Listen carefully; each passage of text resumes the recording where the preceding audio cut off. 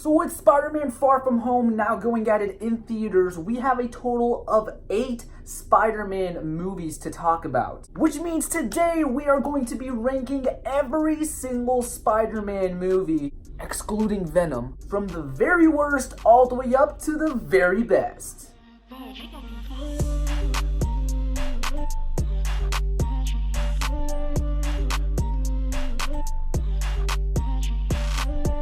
I wanted to be fair with this list, which is why I decided to watch Spider-Man Far From Home again. Before I made my MCU ranked and Spider-Man ranked lists, I actually did a total of 2 times, and I do have a couple of different opinions. So yeah, we're about to rank every single Spider-Man movie from number 8 all the way up to number 1. But before we do so, I want you to go over and check out my friend over at Nerdy Films. He's doing some pretty nice stuff, you know. He's trying to kickstart his channel. I think we all know how that feels like. So go over there, show him your support, tell him Certain Vids sent you. He's doing some pretty nice content, some very unique content. He's got some character rankings as well as movie rankings and movie reviews, so go check him out. I know you won't regret it. Coming in at number 8, we have the first Amazing Spider-Man movie from 2012. Now in my review for this movie, I said that this used to be my least favorite, and then now it wasn't after having rewatched it, but that was before I rewatched all of the other ones coming after it. So yeah, I mean, I just like a lot of, like, pretty much every single other Spider-Man film more than this one. A lot of people tend to enjoy it, and there's nothing wrong with that. I just don't like it as much as others do, because it just took that dark tone, and I don't like it when Spidey gets dark. I don't want Spider-Man to be Batman, okay? I don't want Spider-Man brooding all the time. I want Spider-Man to be this happy-go-lucky person who just jokes about everything. We do see that every now and then, but overall, this is just a very bland, tasteless Spider-Man film, and in my review, I gave it a C+. I'm still sticking by that, but instead of 1 thumb up, I will give it 1 thumb down. I wouldn't recommend this movie. I wouldn't necessarily rewatch it again, even though I own it. But yeah, Amazing Spider-Man at number 8. Coming in at number 7, we have The Amazing Spider-Man 2 from 2014. And I actually enjoy more parts about this movie than other people. I think this is an okay film. It's alright, okay? I love the Spidey stuff in it. You know, I love how he portrays Spider-Man. I love the suit. The suit is fantastic. I love the web swinging. I love how, you know, his movements. I like the Peter and Gwen relationship. That's a very nice dynamic to have throughout the movie. I thought the death of Gwen Stacy was handled pretty okay for the most part. It didn't get me bawling my eyes out, but I could still feel for him because Andrew Garfield does give a pretty compelling performance. But other than that, the movie is filled with a lot of convoluted plot lines. It's trying way too hard to be a Sinister Six setup, and while doing so, it doesn't necessarily bother me that it does that. What does bother me is that while doing the Sinister Six setup, it forgets to be a truly compelling movie of its own right. It doesn't really set its priorities straight, you know. It focuses more on building this universe rather than just building this one well-constructed movie. However, I do enjoy some parts, and if you are a Spider-Man fan and you don't really care about how the film is as a film, then I will give it 1 thumb up. You can check this out if you want to. And I do think it's, you know, it's on par with The Amazing Spider-Man 1. Both of these movies have a C+, and these are the only 2 movies that I think are just meh. Which is why coming in at number 6, we have Spider-Man 3 from 2007. For the longest time, pretty much most of my life, I have loved this film. I still like this film. If I just want to have a good time, I'll still watch it. It doesn't change the fact that it's not a good film, you know. It still has, you know, some messy things. It's very studio heavy, a very heavy studio influence.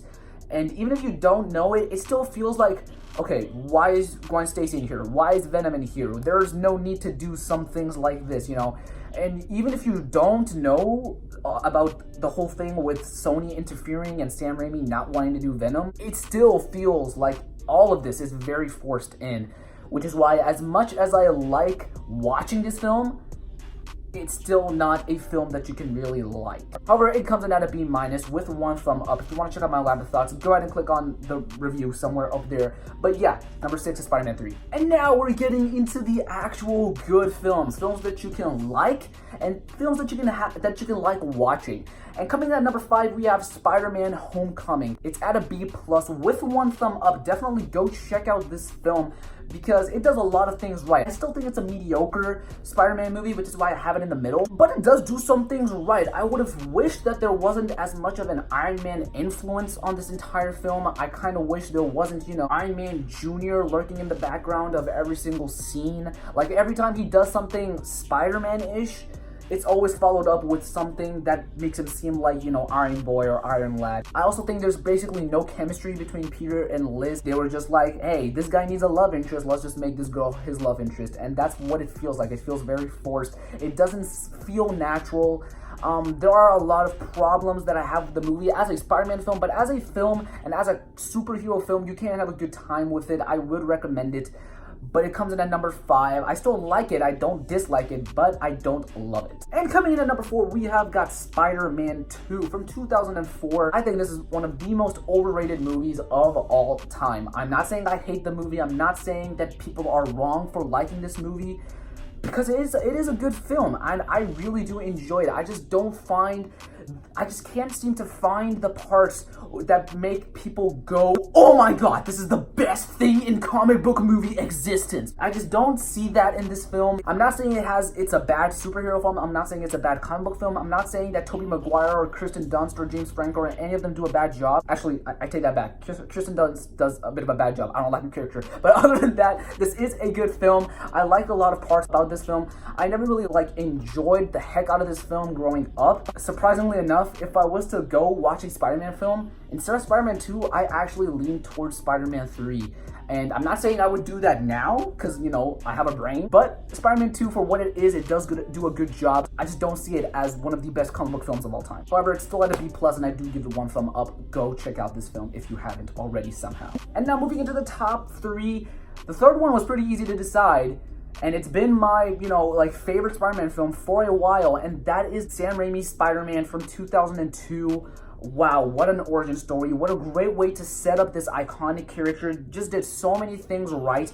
Not enough things wrong. I wanted it to do more things wrong, but I just couldn't find as many things that I didn't like about it. There's just so many things that are done so wonderfully well. I think this is Mary Jane as a character at her best. In the rest of the trilogy, she just kind of, you know, boom, and then boom, you know, the character really goes down a notch. I like the dynamic between Peter and Norman Osborn, and then Harry, kind of getting jealous and kind of, you know, setting up this arc for him later down, which plays out in Spider-Man 3. Doesn't play out well, but it still plays out. There's just a lot of things to like about this film. A lot of people put this towards the bottom, not because they don't like it, but because they like it, but not as much as the other ones. I really like this film. I've always enjoyed this more than Spider-Man 2. I've always just had a certain appreciation for this film because it's just so light and it's so just not as heavy. And I give it 2 thumbs up any day of the week. It has an A- grade, and I'm sticking by that.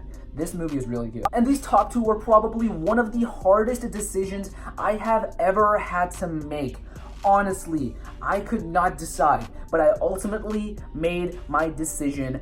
At number 2, we have got Spider-Man Into the Spider-Verse. With an A- grade, I still give it 2 thumbs up. One of the best animated movies of all time. Definitely go check this out. It just does so many things right. Such a well-rounded film.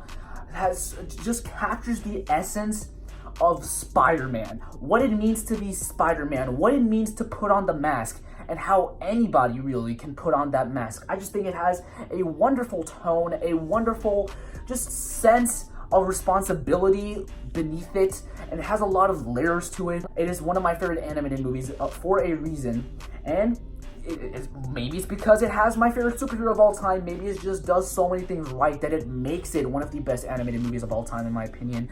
But at number 2 is Spider-Man Into the Spider-Verse, which means I hate to be that guy, the guy that puts the new things always at the top of the list. I hate to be that guy, but I have to be that guy, because number 1 is Spider-Man Far From Home. I cannot tell you how big of a smile this movie put on my face. Just so many things just made me geek the heck out. Just so many wonderful things, such a lot of there's actually quite a bit of fan service in here, and I really like that. I've watched this movie twice, and the second time around I appreciate this movie for what it is so much more.